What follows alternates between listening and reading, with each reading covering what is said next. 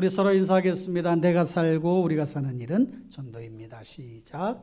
내가 살고 우리가 사는 일은 전도입니다. 은혜 받고 전도합시다. 할렐루야. 전도하면 열매 있고 전도하지 않으면 열매가 없어요. 열매 없는 나무는 하나님께서 무서운 말씀이지만 찍어 불에 태워버린다고 그러죠. 나무를 비유해서. 그러니까 여러분 전도하는 일에 힘쓰고 내가 금년에는 반드시 한 명 이상 내가 전도하겠다. 이런 마음에 결심을 가지고 거룩한 부담감을 갖고 나아가시기를 부탁을 드립니다. 할렐루야. 네. 지금까지 성도의 경쟁력에 관한 말씀을 보았습니다. 기도, 능력의 십자가, 불패 믿음, 그 다음에 영적 무기, 생명의 말씀, 헌신, 성령의 은사. 이게 이제 경쟁력인데 경쟁력이라는 게 뭐예요? 거기에서의 경쟁은 같은 목적을 가지고 서로 이기거나 앞서려는 다툼이 이제 경쟁이라는 단어인데 거기서 이겨내는 것, 살아남는 힘, 그게 이제 경쟁력입니다. 그러면 성도는 누구와 경쟁하나요?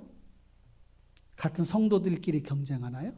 우리는 서로 주 안에서 형제 자매니까 서로 잘 되라고 축복해 줘야 되는 거지 무슨 경쟁 상대는 아니에요. 물론 선의의 경쟁이라는 것도 있어요. 누가 더 봉사를 열심히 하나 어떻게 하나 이런 것들이 있을 수 있는데 일반적으로 거기서 말하는 그런 뜻은 아니고. 그럼 세상 사람들과의 경쟁인가? 물론 경쟁 상대일 수도 있고 또 아닐 수도 있어요. 왜 그런가? 세상 사람들은 우리가 품어줘야 될 대상이고 전도할 대상이기 때문에 그래요. 물론 같은 공간에서 같은 세상에서 살아가고 있지만 어떤 면에서는 경쟁하기도 하지만 그러나 성도의 관점에서 보면 그들의 영혼을 바라보고 긍휼히 여겨서 주님 앞으로 인도해 와야 되니까 경쟁 대상이라고 할 수는 없어요. 그러면 누구와 경쟁하는가? 성경에는 영적 싸움에 대해서 이야기하고 있고 세상을 이기는 이김은 이것이니 너의 믿음이다 이렇게 말씀하고 있습니다. 그러니까 영적 싸움이니까 우리를 대적하는 영들이 있을 거 아니에요. 악한 영들, 마귀, 그 다음에 귀신들, 악령들. 그리고 세상을 이기는 이김 그랬으니까 그 이겨야 될 세상이 있단 말이에요. 그러니까 악한 영들, 마귀를 중심으로 해서 일어나는 악한 영들, 악의 세력들. 그리고 또 세상, 우리가 살아가는 세상에서 싸움을 이겨내야 된단 말이에요. 그래서 이제 경쟁력이라고 하는 말보다는 전투력 이런 것이 더 맞을 수도 있는데 문제는 이 악한 영들이 공중의 권세를 잡고 있다는 거예요. 그래서 서로 뺏어가고 뺏기지 않으려고 하고 지키려고 하고 이러다 보니까 보이지 않는 거기서 이제 영역 싸움이 일어나게 되는 것입니다. 그것을 경쟁력, 경쟁 또는 그것을 이겨내는 힘, 그걸 경쟁력이라고 이렇게 규정을 짓고 말씀을 드리려고 하는 거예요. 공중에 권세 잡은 자들이 있는데 신자든 비신자든 가리지 않고 미혹을 합니다. 유혹을 해요. 그래서 악한 영들은 이것이 좋다 하고 끌어가려고 그러고 성도는 또 여기가 좋다, 하나님이 좋다. 그래서 세속 나라와 하나님의 나라, 세상 나라와 하나님의 나라 그 사이에서 계속 그런 싸움이 일어나는 거예요. 우리는 세상 나라를 확장해 가려고 하고 악한 영들은 거기에서 그들을 빼앗아 가려고 하고 그 싸움이 일어나는 거예요. 사람들은 보이지 않는 악한 영적인 세력들 거기에 약점을 가지고 있습니다.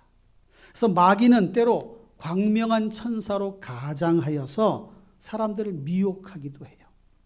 먹음직하고 보암직하고 탐스럽기도 한 그런 것들로 미혹한단 말이에요. 그래서 사람들이 거기에 혹 빠져서 넘어가게 돼. 그런데 우리는 아니야, 여기가 더 좋아. 여기가 천국이야. 여기가 하나님이 사랑을 베풀어 주는 곳이야. 그러면서 우리의 삶의 자리에서 가르쳐 준단 말이에요. 그러니까 악한 영의 세력이냐 성령의 역사하심이냐 여기에서 우리는 계속해서 주님 앞으로 이끌어가려는 노력을 기울여야 되고 우리 자신뿐만 아니라 우리의 삶의 주변에 있는 사람들까지도 이끌어주는 그런 삶을 살아가야 되는 거예요. 그래서 성도는 하나님께서 미리 준비시켜 주시고 허락하신 것으로 무장을 하고 살아가야 되는데 그것을 이제 하나씩 소개하는 것이 경쟁력 시리즈 설교입니다. 그래서 오늘 성도의 경쟁력 8번째 시간으로 하나님은 나의 아버지. 나의 아버지. 그래서 어떤 은혜를 받고 살아가나? 그것이 삶에서 어떻게 영향력을 발휘하나? 그것이 악한 영들과 어떻게 대적해서 이겨낼 수 있나? 그것을 통해서 어떻게 하나님을 믿지 않은 사람들 주님 앞에 이끌어올 수 있나? 그걸 말씀을 우리가 드리려고 하는 거예요. 로버트 기요사키와 샤론 레커가 쓴 1991년 쓴 부자 아빠, 가난한 아빠라고 한 책이 있는데 이 책은 이제 금융 지식, 재정 자립, 투자를 통한 그런 재산의 구축, 인플레이션을 대비한 투자, 기업의 창업, 또 소유의 중요성을 이렇게 좀 옹호하는 입장에서 쓴 책이에요. 그래서 쉽게 말하면 부자 아빠가 되는 팁을 준다고 할 수가 있죠. 실제로 이 책을 쓴 기요사키는 친아버지가 사실은 가난한 아빠였어요. 근데 친구 아빠는 부자 아빠였고. 이제 그런 과정 속에서 자기가 느낀 것들, 그러면서 이렇게 좀 했으면 좋겠다고 생각했던 것들을 이제 글로 써서 책으로 만든 것인데 사람들에게 많이 알려지고 베스트셀러가 되었습니다. 아무래도 자식들은 자신의 아버지가 부자였으면 좋겠다라는 그런 바람에서 책을 사 보았을 수도 있고, 또 아빠들은 어떻게 하면 부자 아빠가 될 수 있을까라고 하는 열망에서 그 책을 또 이렇게 사모하는 마음으로 이렇게 또 구입을 해서 보지 않았을까, 그런 생각도 해보게 됩니다. 아무래도 아버지가 부자면 뭐 여러 가지 부의 혜택을 받을 수 있지 않겠어요? 그러나 부자 아빠라고 해서 자기 자녀들에게 항상 좋은 아버지로 인정받는 것은 아니에요. 반대로 아버지가 가난하면 뭐 이런저런 여러 가지 혜택에서부터 좀 배제될 수도 있겠지요. 그러나 가난한 아빠라고 해서 자식들로부터 인정받지 못하는 것도 아니에요. 또 가난한 집 자녀들이라고 해서 불행한 삶을 산다거나 잘못된 길로 가는 것도 아닙니다. 한국 전쟁 이후 50년대 후반, 60년대, 70년대까지 한국 사회, 가정들, 사회 전반적으로 하나같이 힘들고 어려운 시절을 보냈습니다. 지금은 너무도 이렇게 좀 풍요롭게 살아가고 있는 거죠. 그때 아버지들은 정말 힘들게 살았어요. 그럼 엄마들은 편안했나? 엄마들도 마찬가지로 힘들고 고단한 그런 삶을 살았지요. 그러면 오늘을 살아가는 아버지들은 괜찮은가? 똑같아요. 오늘을 살아가는 아버지, 엄마도 힘들기는 마찬가지예요. 삶의 무게는 그때나 지금이나 별반 다르지 않습니다. 돌이켜보면 60년대, 70년대, 80년대 그때를 살았던 그때의 그 가족들 간의 그런 참 정이라든지 가족의 정이라든지 그러면서 서로 위해주고 했던 것들은 그때가 더 낫지 않았나, 이런 생각도 듭니다. 요즘 시대를 살아가는 그런 사람들의 기대는 정말 다르다는 것을 느끼게 되는데, 그런 것은 아니지만 돈의 가치를 최우선에 두는 그런 경향이 있어요. 돈 앞에서 부모도 자식도 없는 그런 일들이 빈번하게 일어나고 있습니다. 자식들이 부모에게 위해를 가하는 일도 있고 부모가 자식들을 힘들게 하는 그런 일도 일어나요. 돈 때문에. 그로 인해서 가정이 파괴되는 일들도 일어나고 있습니다. 돈의 권세 앞에서 무기력해지고 돈의 지배를 받고 살아가는 거죠. 우리가 명심해야 될 것은 돈은 다스릴 대상이지 지배를 당해서는 안 된다는 거예요. 영국 격언에 이런 말이 있습니다. 돈이 많은 사람에게는 아들이 없다. 다만 상속인만 있을 뿐이다. 아버지보다 아버지 재산에 더 많은 관심을 기울이는 그런 세태를 풍자해서 그런 격언이 만들어진 거 아니겠습니까? 근데 디모데전서 6장 17절에 보면 이런 말씀이 있어요. 정함이 없는 재물에 소망을 두지 말고 오직 우리에게 모든 것을 후히 주사 누리게 하시는 하나님께 두며. 정함이 없는, 그러니까 돈이 막 돌고 돌아서 돈이라는 거잖아요. 그런 세태를 우리가 생각을 해보면서 부자 아빠든 가난한 아빠든 세상 아버지는, 어머니도 마찬가지고 분명 한계를 갖고 있다는 거예요. 한계. 경제적으로 한계가 있고 환경적으로 한계가 있고 시간적으로 육체적으로 한계를 가지고 있어요. 그건 부정할 수가 없습니다. 이건 당연한 거예요. 그러니까 그런 걸로 인해서 슬퍼할 일도 아니고 한탄할 일도 아니에요. 원망하거나 불평의 시각으로 바라보아서도 안 되는 거죠. 신앙의 눈으로 바라보면 부모, 형제, 자매는 사랑할 대상이에요. 서로 의지할 수는 있지만 한계가 있어요. 그리고 모두 다 약함을 가지고 있습니다. 이와 같은 세상 아버지, 우리 육신의 아버지와 달리 하나님 아버지는 어떠실까?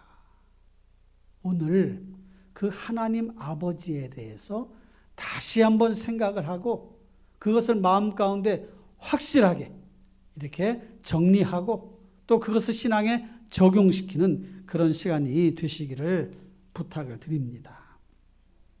첫 번째로 생각해 볼 것은 성경에 말씀하고 있는 하나님 아버지는 어떤 분이신가라는 거지요.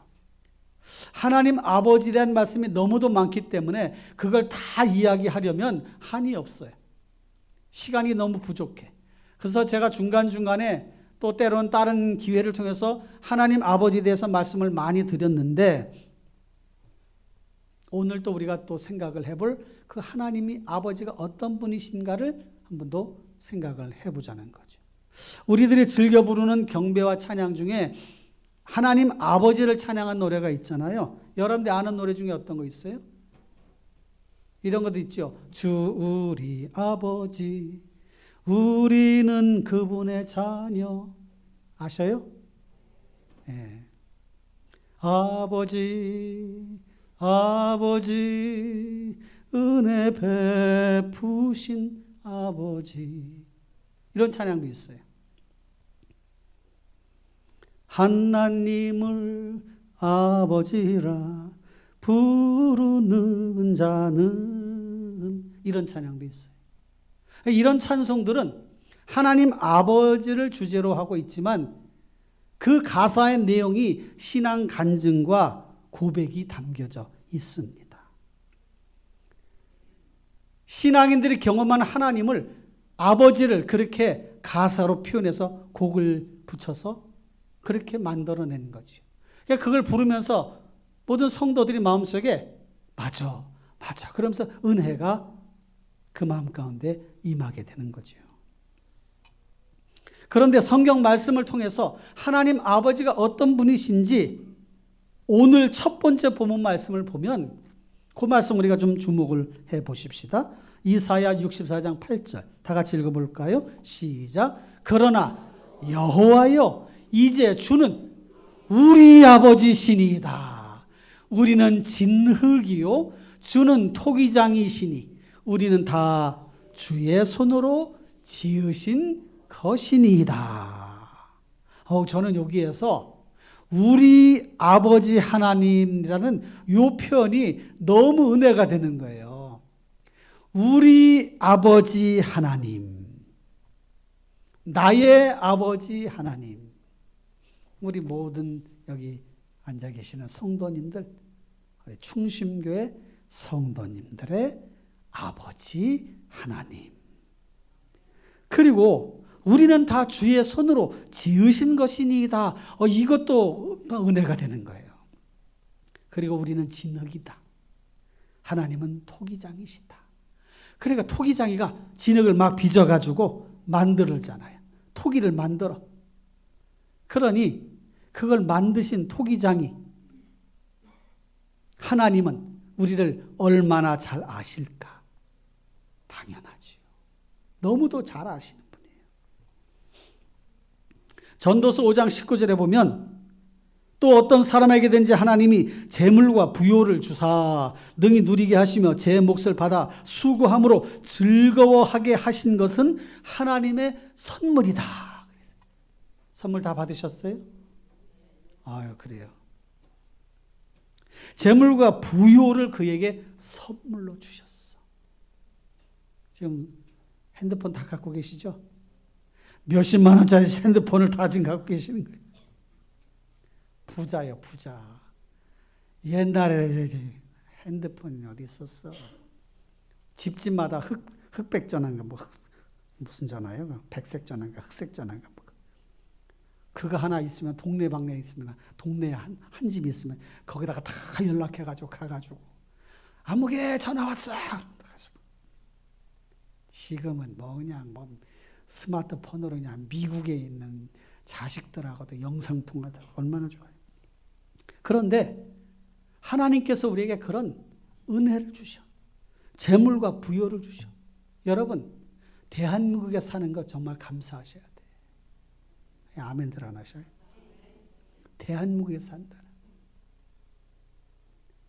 10대 강국, 지금 8대 강국이라고 그러잖아요. 그런데 왜 이렇게 대한민국 잘 사는 나라가 됐나? 하나님의 은혜요. 하나님의 은혜. 안 믿는 사람들에 가서 그러면 또 뭐라고 어쩌고저쩌고 그럴 것 같아. 근데 우리는 그걸 확신해요. 정말 불철주야 부르짖어 기도하고 성도들을 마음을 일깨우고 삶을 일깨우고 그러면서 사람들에게 그런 힘을 준 거야. 그런 가운데서 사람들의 마음속에 막 참 하나님 의지한 바라면서 열심히 일하고 땀 흘려 수고하고 그러면서 교회들 세우고 그러면서 또 거기서 다 같이 협력해 가면서 지금 여기까지 온 거예요. 하나님의 선물이라. 하나님은 그런 분이셔. 선물을 주시는 하나님. 하나님에게는 한계가 없습니다. 세상 아버지는 유한하지만 하나님은 영원하신 분이셔요. 무한하신 분이셔요. 세상 아버지는 전능하지 않지만 하나님 아버지는 전능하십니다. 세상 아버지는 모든 것을 다 알지 못하지만 하나님 아버지는 전지전능하신 분이셔요. 베드로전서 1장 2절에 보니까 곧 하나님 아버지의 미리 아심을 따라 성령이 거룩하게 하심으로 순종함과 예수 그리스도의 피뿌림을 얻기 위하여 택하심을 입은 자들에게 편지하노니 은혜와 평강이 너희에게 더욱 많을지어다. 하나님 아버지의 미리 아심을 따라서 우리에게 이렇게 다 골고루 주셨다는 겁니다. 하나님은 사랑이십니다. 하나님 아버지는 자녀들의 필요를 넘치도록 채워주셔요. 그리고 순간순간 필요한 것을 딱 맞게 주셔. 아주 정확하게 오차 없이 우리의 삶 가운데 인도해 주시는 분이 하나님이셔요. 저도 그런 경험을 많이 했어요. 간증하려면 하나님이 이때 이렇게 하셨다. 제가 중간중간에 그렇게 말씀을 드린 적도 있습니다. 꼭 맞게, 꼭 그때에 지나고 나니 하나님이 그렇게 해주시는 거예요. 이 은혜를 누리시기를 주님의 이름으로 축원합니다. 하나님 아버지는 자녀들을 지키시며 돌보십니다. 보호하십니다. 양을 돌보는 목자로 비유해서 말씀하고 있고 흔들림이 없는 반석 같은 바위로 비유하고 있고 사막에 흐르는 강물을 내시는 그런 하나님으로 말씀하고 있고 환난 중에 만나 도움을 주시는 하나님으로 묘사하고 있습니다. 그런데 모든 믿는 자에게 동일한 은혜를 주셔요. 동일한 은혜. 하나님은 차별하지 않으시고 모든 사람들, 믿는 자들에게, 자녀들에게 은혜를 주십니다. 두 번째로 생각할 것은 우리는 누구이냐는 거예요. 하나님은 아버지시고 그럼 우리는 누구야? 당연히 우리는 하나님을 아버지라 부르는 사람들입니다. 하나님을 아버지라 부르는 사람들. 그래서 예수 믿는 사람들은 서로를 뭐라고 불러요? 남자분들에게는 형제님 그러고 여성분들에게는 자매님 그래요. 물론 교회 직분이 호칭이 있어서 집사님, 장로님, 권사님 이렇게 하지만 그러니까 믿는 사람들 만나면 형제님, 자매님 그게 하나도 안 어색해. 그렇게 부르는 거예요. 형제님, 자매님. 요한복음 1장 12절에 보니까 영접하는 자 곧 그 이름을 믿는 자들에게는 하나님의 자녀가 되는 권세를 주셨으니 이 말에 근거해서 우리는 다 하나님의 자녀요. 예수님을 믿으니까. 로마서 8장 15절에 보니까 너희는 다시 무서워하는 종의 영을 받지 아니하고 양자의 영을 받았으므로 양자의 영, 하나님이 우리를 자녀로 입양하셨다는 거예요. 입양. 너무 영광스럽지 않습니까? 너무 감사하지 않습니까? 하나님이 우리를 자녀로 입양하셨다니. 야, 그것이 가능한가? 아니, 성경에 말씀하고 있잖아요. 양자의 영을 받았으므로 우리가 아빠 아버지라 부르짖느니라. 갈라디아서 4장 6절에 보니까 너희가 아들이므로 하나님이 그 아들의 영을 우리 마음 가운데 보내사 아빠 아버지라 부르게 하셨느니라. 여기에서 쓰여진 이 아빠라고 하는 단어가 원래 쓰여진 원어에 아빠라고 되어 있어요. 아빠. 헬라어 아빠. 그게 아빠요. 비슷해. 그냥 말로 표현할 땐 똑같아. 아빠, 아빠, 아빠. 그게 아버지라는 단어보다 아빠 그럼 좀 더 친근함 느끼지 않습니까? 아빠, 아빠, 아빠. 어린 자녀들이 아버지를 볼 때 아빠, 아빠. 또 더 친근해 느끼죠. 5살짜리가 아버지 그러는 것보다 아빠 그러는 게 더 친근하게 느껴져. 이 아빠라고 하는 단어가 그렇게 느껴지는 단어예요. 그러니까 하나님이 우리에게 그런 분이시라는 것을 그렇게 단어를 선택해서 거기다 쓰시게 하신 거야. 쓰게 하신 거야. 그런데 이 아빠라고 하는 단어는 신약 성경에만 있어요. 왜 그런가? 물론 구약 성경에서도 하나님이 우리 아버지이시고 하나님을 우리가 경배하는 그런 유일하신 하나님이신데 구약 성경에는 그 당시에 믿던 유대인들에게는 감히 다가설 수 없는 그런 존재, 무섭고 엄위하신 그런 하나님이셨단 말이에요. 그래서 하나님의 얼굴을 배우는 것은 곧 죽음을 뜻했어요. 그런데 신약 성경에 넘어와서 하나님을 아빠라 그렇게 부르게 하셨어. 매우 신선하기도 하고 아주 파격적이기도 한 그런 표현인 것입니다. 이와 같이 하나님 아버지와 우리와의 관계를 언약 관계라고 말해요. 언약 관계. 우리와 하나님 아버지와 맺은 이 관계, 맹약, 맹세로 맺은 굳은 약속, 맹약. 말씀으로, 실제로 글로, 말씀으로 쓰신 언약, 약속, 언약. 확실하다는 거죠. 확증된 약속이라는. 이건 변하지 않습니다. 하나님과 우리 사이가 아버지와 자녀의 관계라는 사실을 잊지 마시고 믿음으로 고백하시고 그렇게 확신 가운데 살아가시기를 축원합니다. 아버지라 부르면 응답하십니다. 이것이 성도의 경쟁력이에요. 아버지께 구하면 들어주십니다. 이것이 우리의 경쟁력이에요. 아버지께 맡기면 풀어주십니다. 이게 우리의 경쟁력이에요.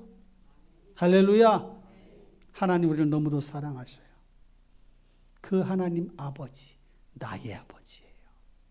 이렇게 한번 따라해 보십시다. 하나님, 나의 아버지. 하나님, 나의 아버지. 세 번째로 생각할 것은 하나님이 나의 아버지시라고 한다면 우리는 어떻게 해야 되느냐? 첫째, 약속을 믿는 거예요. 약속. 그러면 흔들리지 않습니다. 예수님께서 기도를 가르쳐 주시면서 마태복음 7장에 이렇게 말씀하셨어요. 너희가 악한 자라도 좋은 것으로 자식에게 줄 알거든. 하물며 하늘에 계신 너희 아버지께서 구하는 자에게 좋은 것으로 주시지 않겠느냐. 하나님 아버지가 구하는 자에게 좋은 것으로 주시지 않겠느냐. 악한 자라도 자녀가 뭘 달라고 하면 좋은 것으로 주려고 하는데 하물며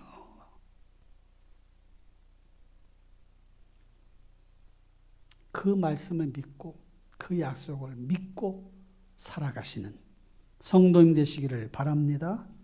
둘째, 뜻을 따르는 거예요. 뜻.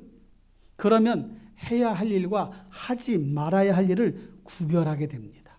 우리의 삶의 자리에서 많이 흐트러지고 잘못되는 경우는 하지 말아야 될 것을 하고 해야 할 것을 하지 않기 때문에 그래요. 하나님의 관점에서 볼 때. 그러니까 하나님이 하라 하는 것은 하고 하지 말아라 그런 것을 하지 않으면 돼. 근데 그 반대로 갈 때 삶이 어그러지는 거예요. 그래서 뜻을 따라 살아가야 돼. 갈라디아서 1장에 보니까 하나님 곧 우리 아버지의 뜻을 따라 이 악한 세대에서 우리를 건져내시고 우리 죄를 대속하기 위하여 자기 몸을 주셨다. 그랬어요. 예수님은 아버지께 기도할 때 나의 원대로 마옵시고 아버지의 원대로 되기를 원하나이다. 그렇게 기도했어요. 그러니까 내 뜻보다 하나님 아버지의 뜻이 중요해. 그러니까 그 뜻을 따라갈 때에 하나님 아버지와의 관계가 계속 좋아지는 거예요. 신바람 건강 세미나로 유명세를 탔던 황수관 박사가 아버지가 위독하셔서 이제 수술을 이제 앞두고 있는데 그러니까 수술하고 깨어나지 못할 수도 있기 때문에 걱정이 많이 되고 기도도 하시고 그랬는데 수술 당일까지 아버지가 유언을 안 하시더라는 거예요. 그러면서 거기다가 재미나게 그렇게 썼어요. 아버지가 뭔가 남겨줄 게 있을 것 같은데 유언을 안 하셔가지고 내가 전날까지 이걸 말씀을 드려야 되나 말아야 되나 그러다가 아버지에게 말씀을 드렸어요. 수술 전날. 아버지, 저에게 뭐 남겨주실 것 없으신가요? 유언은 없으신가요? 그랬더니 아버지가 쪽지 하나를 주면서 너에게 남겨줄 것이 이것밖에 없구나 하고 쪽지를 하나 주더라는 거예요. 그래가지고 아버지가 뭘 나에게 남겨주셨는가 하고서 쪽지를 딱 펴봤더니 봉사. 아버지가 남겨준 게 다른 게 아니라 봉사하며 살아라. 그래서 아버지가 남겨주신 그 말씀이 너무 마음에 와닿다는 거예요.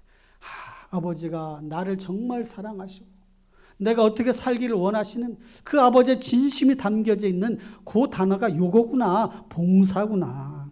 그분이 계속해서 그런 삶도 사셨잖아요. 사랑하는 성도 여러분, 하나님 아버지께서 여러분들에게 뭘 남겨주셨어요? 뭘 하라고 하셨어요?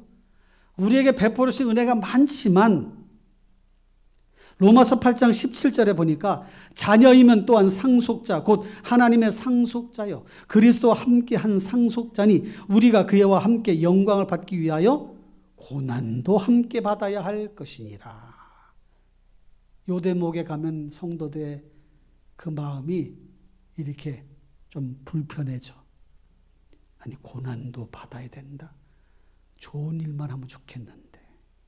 그런데 상속자라면 마땅히 하나님 아버지의 그 뜻이 담겨져 있는 이 말씀, 고난도 함께 받아야 할 것이니라. 영광을 받기 위해 고난도 함께 받아야 될 것이니라.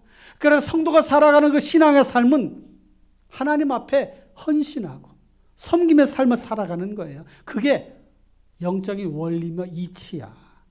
그러니까 예배당에 와서는 당연히 하나님 앞에 찬양하고 봉사하고 섬기며 살아가는 것이고 세상 속에 나아가서는 사람들에게 그의 사랑을 나타내고 하는 거예요. 악한 영들에게 빼앗기지 않도록. 셋째는 주신 은혜를 믿음으로 받는 것입니다. 은혜는 선물로 주시는 것이고 그것을 받아 누리라고 주신 거예요. 오늘 두 번째 본문 말씀 봅시다. 다 같이 데살로니가 후서 2장 16절 시작.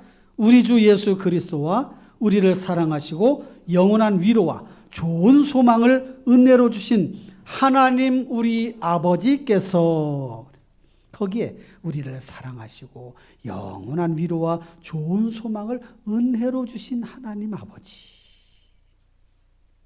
이 표현이 또 은혜가 됩니다. 하나님께서 그동안 여러분들에게 주신 은혜를 생각하시고 헤아려 보시길 바라요. 그 은혜를 어디에 쓰라고 주셨는가? 그러니까 우리는 은혜 받는 방법도 잘 알아야 되고 받은 은혜를 잘 쓰는 방법도 잘 알아야 돼요. 여러분, 복잡한 수학을 왜 배우는가? 저도 가끔 그럴 때가 있어요. 아니 무슨 루트는 왜 배우고 뭐야 막 복잡해. 배운 지가 오래돼가지고 다 잊어버렸어. 그럼 복잡한 수학을 왜 배우나? 배우는 이유가 있어요. 수리력, 논리력을 키우는 훈련이 되는 거예요. 그래서 그런 것들을 생각하면서 뇌가 이제 그쪽으로 발달해 가는 거지. 산수 정도만 필요하다면 계산기 쓰는 법만 배우면 될 거예요. 근데 그렇지 않잖아요. 사람의 몸은 자꾸 쓸수록 단단해지고 근육이 붙지 않습니까? 영적 원리도 마찬가지예요. 은혜 받는 연습을 잘 하셔야 돼. 주신 은혜 잘 쓰는 방법도 배우셔야 돼. 그러면 영적인 살이 붙고 힘이 생겨나게 됩니다. 할렐루야. 주신 은혜도 기억하고 그 은혜 가운데 살아가야 돼요. 넷째는 찬양과 감사를 아버지께 표현하는 거예요. 하나님 아버지 감사합니다. 감사합니다. 감사합니다. 골로새서 3장에 보니까 무엇을 하든지 말이나 일이나 다 주 예수의 이름으로 하고 그를 힘입어 하나님 아버지께 감사하라 그랬어요. 하나님 아버지께 감사하라. 찬양과 감사를 하는 거예요. 경배와 찬양 중에 아버지와 관련된 하나님 아버지와 관련된 찬양 이런 찬양 있잖아요. 사랑하는 나의 아버지 이름 높여 드립니다. 우리 같이 한번 불러보겠습니다. 이렇게 하는 거예요.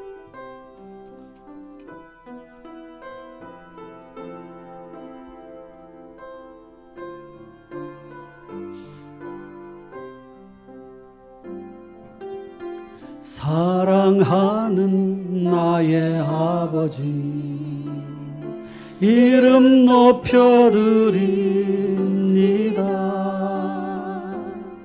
주의 나라 찬양 속에 임하시니 능력에 주께 찬송하네. 전능하신 하나님 찬양 언제나 동일하신 주 전능하신 하나님 찬양 영원히 다스리네. 할렐루야. 사랑하는 나의 아버지 이름 높여 드립니다. 하나님 나의 아버지가 되어주셨어. 그러니 우리는 하나님을 찬양하며 감사하며 사는 거예요. 말씀을 맺겠습니다. 아버지 찬스 쓰시길 바라요. 하나님 아버지 찬스 쓰시길 바랍니다. 우리의 경쟁력은 거기 있는 거예요. 악한 영들과 겨루어 그래서 이길 수 있는 힘. 하나님이 나의 아버지시여. 아버지시여. 세상 사람들은 어쩌면 악한 영들을 의지하고 바라고 그런 혼돈 속에 그것을 바라보며 나아갈 수 있어. 그런 가운데서도 우리에게는 하나님이 나의 아버지시다. 이걸 기억하고 그 믿음 안에 살아가는 거예요. 친구 아빠가 아무리 좋아도 나의 아빠만 하겠는가? 물론 혹시 그런 아버지도 있을 수 있지만 하나님 아버지는 오직 내 편이셔. 할렐루야. 아버지께서 원하는 일을 행하시고 아버지의 뜻을 잘 파악하고 그대로 행하십시다. 그러면 분명 잘 될 것입니다. 패배가 아닌 승리의 삶을 살아갈 수가 있습니다. 기도하겠습니다.